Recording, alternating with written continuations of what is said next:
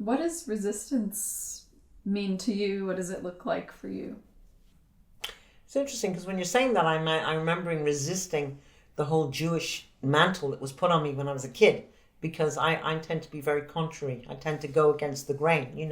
If everybody's going to such and such a movie, I'll be like, no, I don't think I'll go and see that movie. Just that, it's just I'm contrary. So resist it, but I think resistance to me is like truth telling, because there's so much.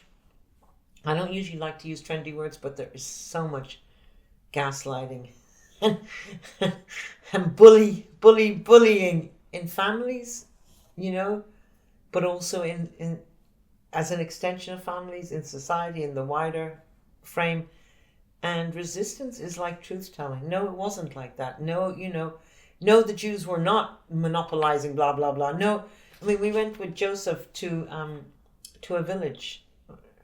It's in the book, Versailles, and he showed us where he had stood when he came back from the war, because he went into the division, the Jewish division of the Russian army, and when he came back, and he realized that most of his family members were gone, and they took him to the grave, the pit where they had been buried, and he vowed then that he would make it his life's work to make sure that everybody knew about this, so that it would never happen again. Which is where he started doing the honoring with the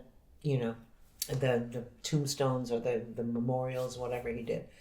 Then when he took us to that village and he showed us, this is where the butcher used to be, this is where the Jewish done it.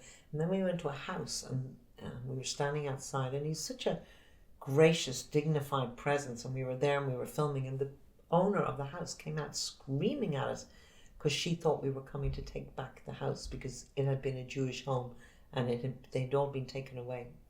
The stones from the Jewish graves had been used to repave the municipal buildings. So when people like Fania or people like Joseph do this resistance work, they are really, in a way, resisting the false narratives, resisting the gaslighting, resisting the fables and the smoke and mirrors, and just truth telling. That's to me what resistance is.